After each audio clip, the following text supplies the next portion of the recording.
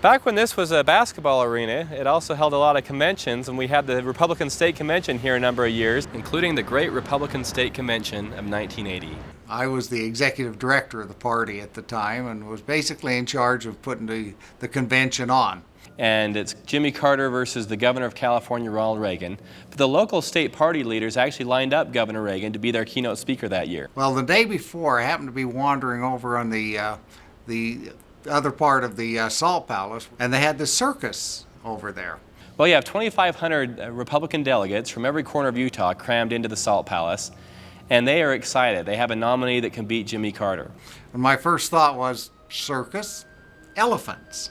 So why don't we see if we can get the circus to bring over an elephant? Thousands of red, white, and blue balloons are dropped from the ceiling, as if it's the national convention, but it's just the state convention. They fall, and the crowd stands and cheers and cheers and cheers while Reagan comes in with that magnetic personality of his. At the end of Reagan's great memorable speech, the back doors of the convention hall swing wide open, and led into the crowded hall of cheering delegates is an elephant, a live elephant.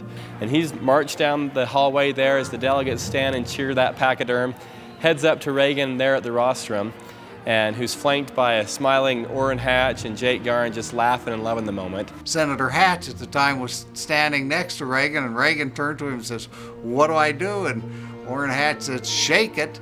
The elephant raises its trunk. Ronald Reagan, the Gipper, reaches down and shakes the elephant's trunk, and there you have the future President of the United States, Ronald Reagan, shaking trunk with the very embodiment of the Republican symbol, the great elephant. And so it was one of those political moments never to be forgotten in Utah history.